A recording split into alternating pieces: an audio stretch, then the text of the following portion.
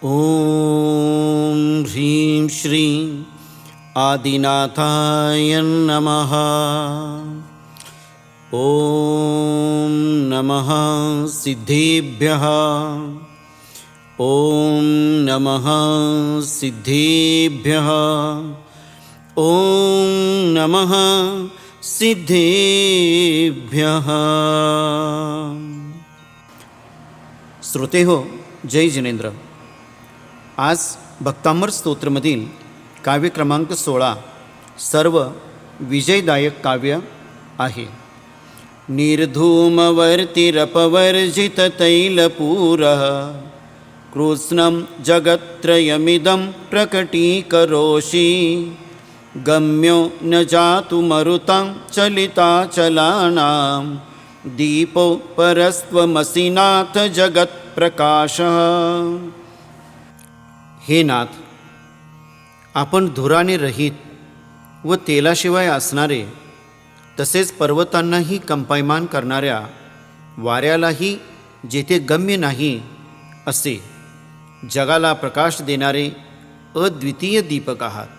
कारण की आपण सप्ततत्वे 9 पदार्थरूपी तिन्ही जगताला प्रगट करीत आहात। व्यवहारात जे दिवे असतात त्यांना दीप व वात यांची जरुरी असते, परंतु आपल्यामध्ये द्वेषरूपी धूर व कामविकाररूपी दिवा नाही। दिव्यामध्ये तेल असते, पण आपल्यामध्ये स्नेहलोभ नाही। दिवा थोड्याशा वाऱ्यानेही विझून जातो, परंतु आपण प्रलयकालच्या वाऱ्यानेही कंपित होत नाही।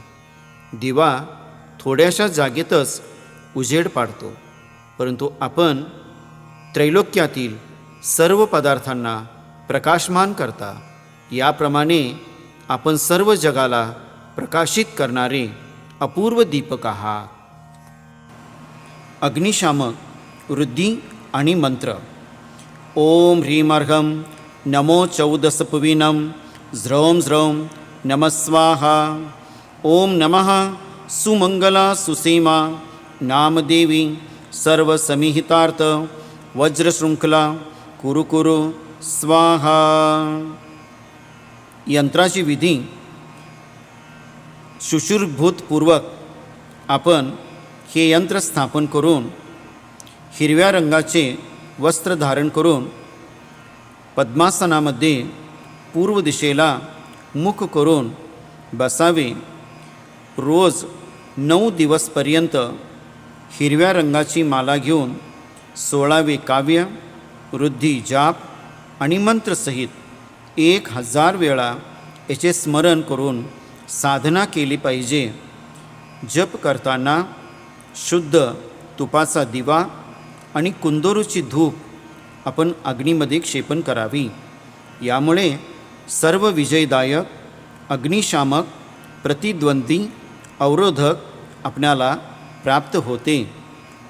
ओम ह्रीं त्रैलोक्यवशंकराय श्री आदिनाथ जिनेंद्राय अर्घ्यं निर्वपामिति स्वाहा।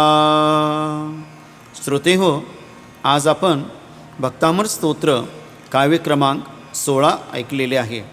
उद्या आपण सर्व प्रकारची उदरपीडानाशक काव्य क्रमांक 17 ऐकूया। तोपर्यंत जय जिनेंद्र।